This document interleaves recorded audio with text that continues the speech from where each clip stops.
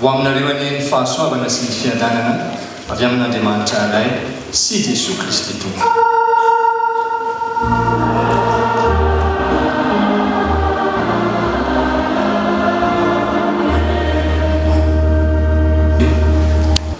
Ny tenin'Andriamanitra voalahatra ho vatsiny fanekena taloha bokin'ny Salamo.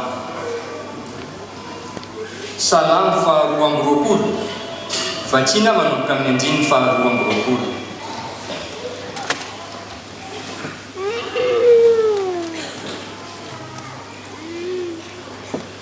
Itory ny anaranao amin'ny rahalahiko aho, eo amin'ny fiangonana no hiderako anao. Ianareo izay matahotra an'i Jehovah, midera azy. Ry taranak'i Jakoba rehetra, manomeza voninahitra azy, ary matahora azy ry zanak'Israely rehetra. Fa tsy manao tsinotsinona na marikoriko ny fahorian'ny ora izy, ary tsy mba manafina ny tavany aminy. Fa raha mitaraina aminy ireny dia miaina izy. Avy aminao no azoko manao fiderana eo amin'ny fiangonana lehibe. Ny voajo dia efaiko eo anatrehan'izay matahotra an'i Jehovah. Inana ny mpandefitra ka ho voky, hideran'i Jehovah izay mitady azy. Hovelona mandrakizay aneny fonareo.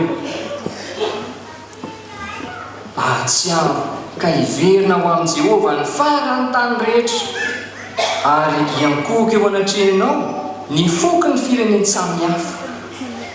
Fa an Jehovah ny fanjakana, ary manapaka amin'ny fireneny samihafa izy.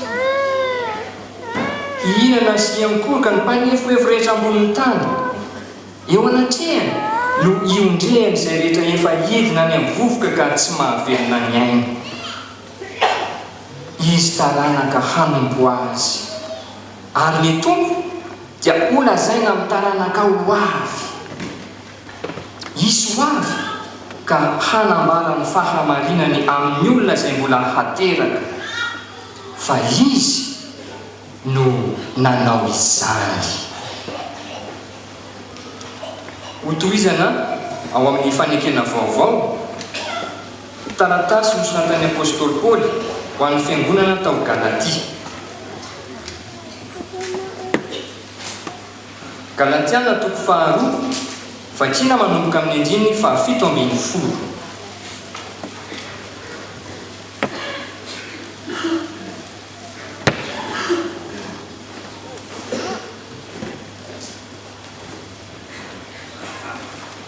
Fa raha mitady ho hamarinina ao amin'ny Kristy isika, nefa ny tenantsika no hita fa mpanota. Ho mpanompo ny ota va Kristy?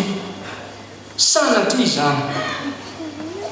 Fa raha ny zavatra efa noravako no atsangako indray, dia mampiseho ny tenako fa diso aho. Fa raha izaho dia tamin'ny lalàna no nahafatesako ny amin'ny lalàna, mba ho velona ho an'Andriamanitra. Voaomby miaraka amin'ny Kristy amin'ny hazo fijaliana, ary tsy izaho intsony ny velona, fa Kristy no velona ato anatiko. Fa izay hivelomako ankehitriny eo amin'ny nofo, dia hivelomako amin'ny finoana ny zanak'Andriamanitra izay efa tia ka nanolotra ny tenany hamonjy ahy. Tsy mahafoana ny fahasoavan'Andriamanitra, fa raha avy amin'ny lalàna ny fahamarinana dia maty foana Kristy.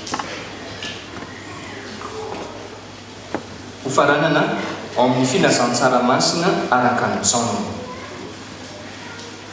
Jaona toko fahafolo, vatsina manomboka amin'ny andininy faha-1 ambin'ny folo.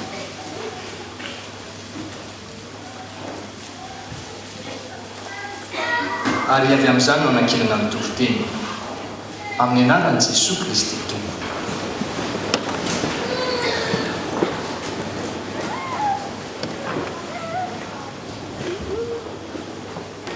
O Jesosy, izaho ny mpiandry tsara. Ny mpiandry tsara manolotra ny aina hamonjy ny ondry. Ary ny mpikarama, satria tsy mpiandry na tompony ondry izy, ko raha mahita ny ambody avy dia mandao ny ondry ka mandositra, ary ny ambody misambotra ny ondry ka mampiaraka azy. Mandositra izy satria pikarano ka tsy mitandrina ny ondry. Izaho no mpiandry tsara ary fantatro ny aho sady fantany aho. Dia tahaka ny ahafantarany ray aho sy ny ahafantarako ny ray, ary izaho manolotra ny haiko hamonjy ny ondry.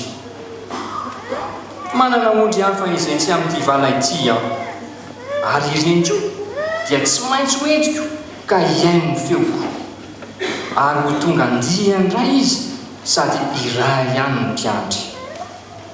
Ary izany no itiavany ray koa, satria izaho manolotra ny haiko mba handraisako azy indray. Tsy misy manaisotra ny haiko amiko, fa ny tenako ihany manolotra azy. Manana fahefana hanolotra azy aho, ary manana fahefana aka azy indray. Izany didy izany dia azoko tamin'ny raiko.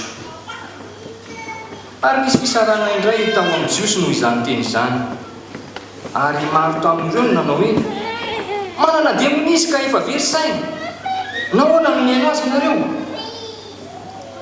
Ho kosa ny sasany: tsy mba tenin'ny demoniako zany, moa ny demoniva mahay mampahira tranomaso mitsanga. Masina ny tenin'ny Tompo.